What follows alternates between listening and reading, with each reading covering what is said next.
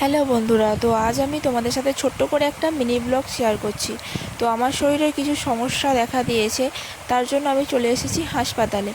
আর কালও এসেছিলাম, বাট কালকের আমি তোমাদের সাথে কিছুই শেয়ার করতে পারিনি, তার জন্য সরি। তো আজ চলে এসেছি, কালকে ডক্টর দেখিয়েছি। আর ডক্টর হচ্ছে আমার রক্ত পরীক্ষা করতে বলেছে, তার জন্য আজ এসেছি রক্ত দিতে। কিন্তু এখানে ভিড়টা তোমরা দেখো, এত পরিমাণ ভিড় হবে আমি কখনোই আশা করিনি।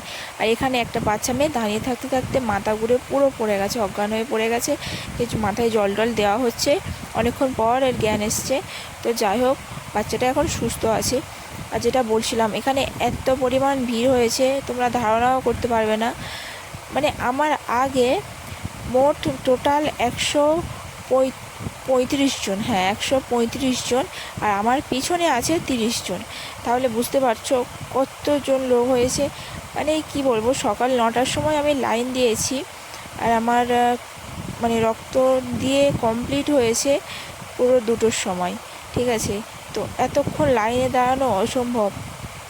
প্রায় 9টা থেকে 12:30 পর্যন্ত লাইন দেওয়ার পর শরীরটা খুবই খারাপ লাগছিল, কোমর ব্যথা করছিল, তার জন্য একটু বসে পড়েছি রেস্ট নিতে।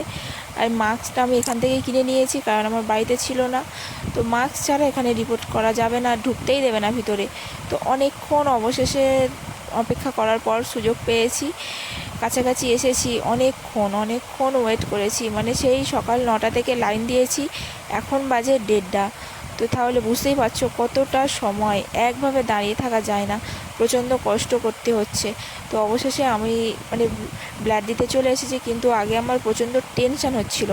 অনেক দিন পরে তো রক্ত দিচ্ছি। আসলে অ্যাকচুয়ালি সবার কি বলতে পারবো না, আমার তবে এই ছুঁচ জিনিসটা খুব ভয় লাগে। ঠিক আছে, বাট লাগেনি, অল্প লেগেছে, লাগেনি। তো তবু একটা মনের মধ্যে চিন্তা, রক্তটা দেওয়ার পরে আর একটা চিন্তা মাথার মধ্যে ঘুরঘুর করছে, যে রক্তের রিপোর্টটা কেমন আসবে, ভালো না খারাপ, ভালো না খারাপ, বুঝতেই পারছি না। তার জন্য প্রচণ্ড টেনশানও হচ্ছে।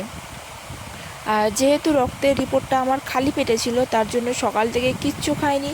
এখন 2টো বেজে গেছে, তো কিচ্ছু নেই পেটের মধ্যে, শুধু জল খেয়েছি, 1 লিটার জল খেয়েছিলাম। সেই 1 লিটার জল খেয়েছি, আর একটু কিছুটা পরিমাণ আছে, 1 লিটার পুরোপুরি খাইনি, কিছুটা এখনও আছে বোতলে। তো সেই জল খেয়েই শুধু কাটিয়েছি। এইমাত্র বাড়িতে এলাম, বাড়িতে এসে হাত পা ধুয়ে মুখে জল দিয়ে ফ্যানের তলায় বসেছি। আর শরীরটা খুবই খারাপ লাগছে, সকাল থেকে এখনও পর্যন্ত কিছুই খাইনি, শুধু জল খেয়েছি।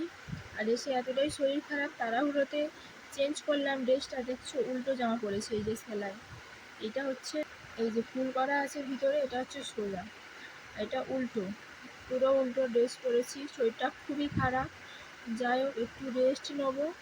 প্রচণ্ড শরীরটা খারাপ লাগছে, রান্নাবান্না কিচ্ছু করে যায়নি, কিচ্ছু না। আসলে বুঝতেই পারিনি এতটা ভিড় হবে। চলো একটু রেস্ট নিই, তারপরে আবার আসছি।